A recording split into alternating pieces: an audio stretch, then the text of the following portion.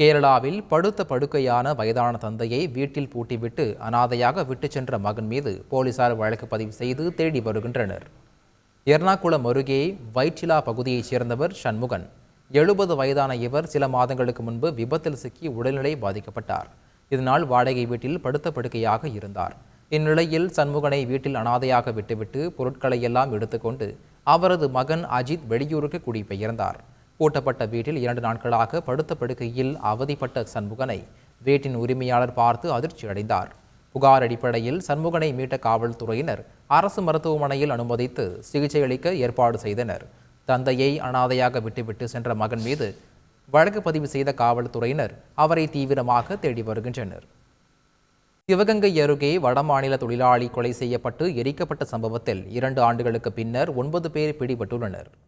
கடந்த 2022ஆம் ஆண்டு மே மாதம் சிவகங்கை அடுத்துள்ள கீழக்குளம் நெம்மேனி அருகே உடையணை கண்மாய்க்குள் பாதி எரிந்த நிலையில் ஆண் சடலம் கிடந்தது.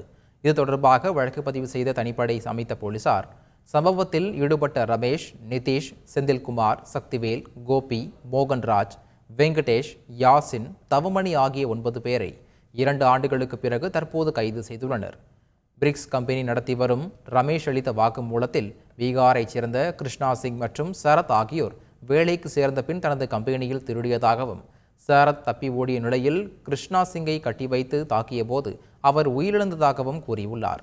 இதனால் அவரது உடலை டீசல் ஊற்றி எரித்ததாகவும் அவர் பரபரப்பு வாக்குமூலம் அளித்துள்ளார். செய்திகளை உடனுக்குடன் தெரிந்து கொள்ள உடனே சப்ஸ்கிரைப் பண்ணுங்க.